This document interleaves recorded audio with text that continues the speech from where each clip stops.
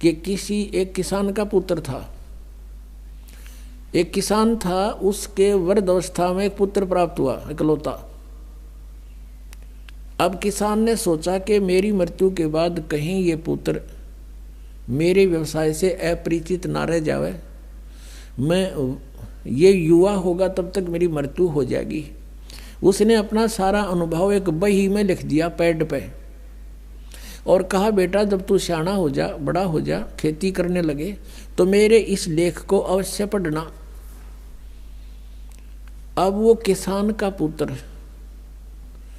उसको पढ़ रहा अपने पिता की मृत्यु के उपरांत, उसके द्वारा दिए गए अनुभव के उस लेख को डेली पढ़ता है।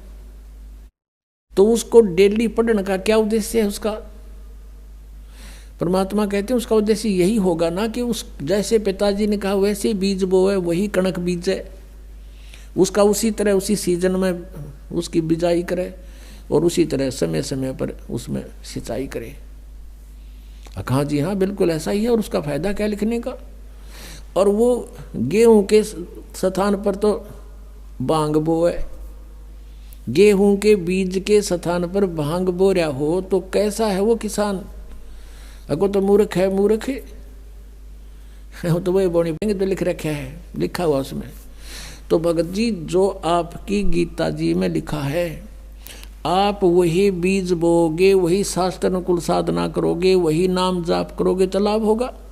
बीज भक्ति का नाम है और बाकी जो धार्मिक क्रिया है ये खाद और पानी सिंचाई है।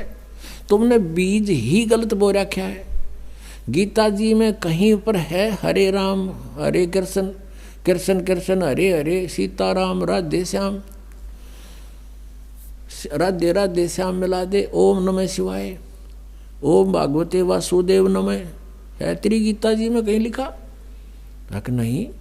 फिर तू इन रट्टा लाने लग गया तो उस किसान के मूर्ख पुत्र से कम है?